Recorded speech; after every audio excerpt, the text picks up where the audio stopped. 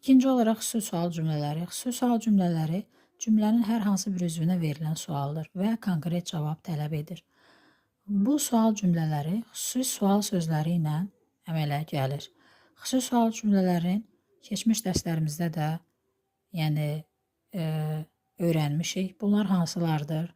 Who, what, how, where, how, which, how many, when, what, watch, how long, how much, whose, why və s. Xüsusi sual cümlələrinin düzəlmə ardıcıllığı bu üsulla baş verir.